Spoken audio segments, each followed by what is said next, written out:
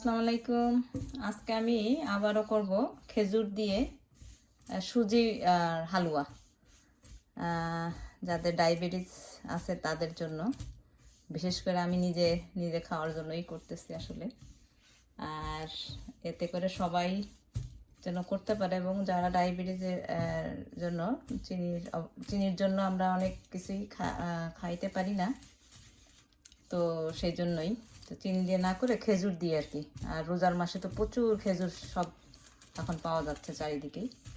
তো আমি এই জন্য সুজির হালুয়া করতেছি, যাতে করে ডায়াবেটিসের যাদের আছে তারা যেন এই হালুয়া আমরা মজা করে খাইতে পারি আর কি। এই জন্য ঠিক আছে, তাহলে আমি এই সুজিটা আগে ভাজতেছি।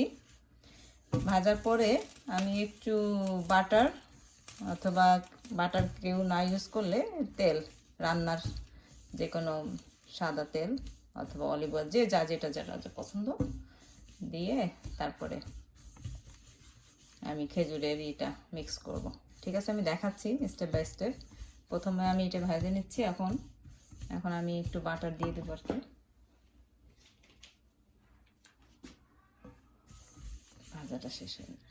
ওকে, এই 1 চামচ ঘি অথবা বাটার যাই দাও না কেন, দেওয়ার পরে আমি এখানে 1 কাপ দুধের সাথে 1/2 কাপ খেজুরের পেস্ট মিক্স করে আমি দিচ্ছি, পানির বদলে আর কি। পানির বদলে আমি দুধটা ইউজ করতেছি আর কি।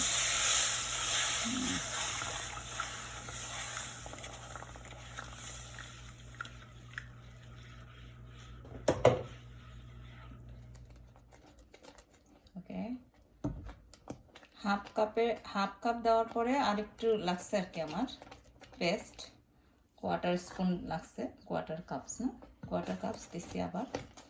তো দেওয়ার পরে এই যে এটা ঘন হয়ে আসছে, অলমোস্ট শেষ হলে তারপরে ঠান্ডা করে একটা বাটিতে সার্ভ করবো আর কি। আমি আরও 2 চামচ দিছি, বাটার দিছি, কেননা বাটার কম হয়েছিল এই জন্য। তো এখন আমার এটা শেষ।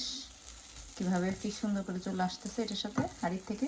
তো এখন আমি এই যে বাটিতে সার্ভ করব, এবং ঠান্ডা হলে আমি ছুরি দিয়ে কেটে নেব, ছোটো ছোটো করে টুকরো করতে পারবো, আমি সাইজ দিয়ে যার ডিজাইন মতো। আমি এখানে দিচ্ছি।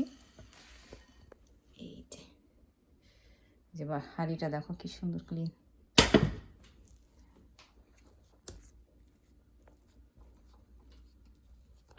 এভাবে তারপর ঠান্ডা হলে তারপর যার যার ডিজাইন মতো ইচ্ছা করে ডিজাইন করে কাটতে পারবো আর কি।